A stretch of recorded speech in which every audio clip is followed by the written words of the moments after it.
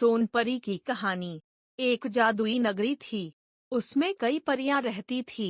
उन सभी परियों की एक रानी परी थी, जो बहुत ही चालाक और घमंडी थी। उन्हीं परियों में एक सुंदर परी सोनपरी भी थी। उस जादुई नगरी के नियम बहुत कड़े थे। वहां से कोई भी कहीं भी आ जा नहीं सकता था। सोनपरी जादुई नगरी छोड़ना चाहती थी, उसका वहां मन नहीं लगता था। इस कारण वह रानी परी के पास गई। लेकिन रानी परी उस वक्त एक जादुई कमरे में थी।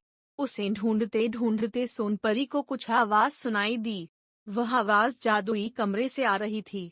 सोनपरी वहां गई और देखा कि रानी परी एक जादुई संदूक को मंत्र पढ़कर खोल रही थी।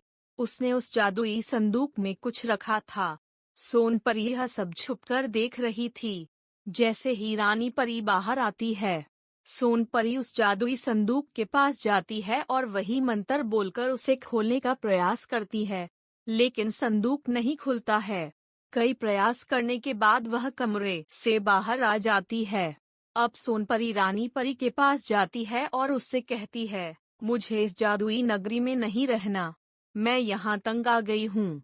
मुझे बाहर बाहर जाना है। रानी परी बोलती है, ठीक है, कल मैं तुम्हें खुद समुद्र पार छोड़ने चलूंगी। रानी परी अगले दिन जब जादुई संदूक के पास जाती है और मंत्र पढ़कर खोलने की कोशिश करती है, तो जादुई बक्सा बोलता है, यहाँ कोई आया था। जादुई बक्से में एक शीशा लगा हुआ था। कोई भी अनजान उसके सामने आता तो उसकी छवि वहां बन जाती थी। रानी परी ने उस शीशे को देखा तो उसे सोनपरी की छवि दिखाई दी। रानी परी सोचने लगी कि कहीं सोनपरी को उसकी करतूतों का पता ना चल जाए, इसलिए वह सोनपरी को मारने का प्लान बनाती है। रानी परी सोनपरी से कहती है, तुम्हें इस जादुई नगरी से बाहर जाना है ना? तो चलो, मैं तुम्हें समुद्र किनारे छोड़ आती हूँ। और रानी परी उसे जादुई समंदर के पास ले जाकर जादुई समुंदर को बोलती है, बीच समुंदर नाव को डूबा देना, जिससे सोनपरी मर जाए। लेकिन सोनपरी अपनी जादुई शक्ति से बचकर वापस आ जाती है। रानी परी जब जादुई संदूक के पास जाती है और उसे खोलने लगती है, तो इस बार संदूक नहीं खुलता। रानी परी फिर से कोशिश करती है, लेकिन फिर भी बक्सा नहीं खुलता। तभी वहां पर सोनपरी आ जाती है, जिसे देखकर रानी परी डर जाती है। संदूक का मंत्र भी उसी ने बदला था।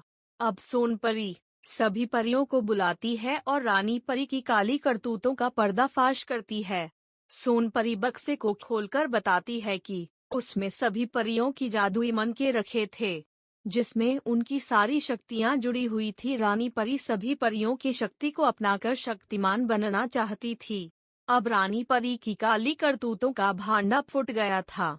इसके बाद सभी परियों ने रानी परी को जादुई नगरी से निकाल दिया, साथ ही उसकी सारी शक्तियां भी छीन ली। डंडा सोनपरी को नई रानी परी बना दिया। सोनपरी ने वहां के सारे नियम हटा दिए और सबको खुशी से रहने की आजादी दे दी। दोस्तों, ऐसी ही रोचक कहानियां सुनने के लिए मेरे चैनल को लाइक करें, शेयर करें और सब्सक्राइब करें। धन्यवाद।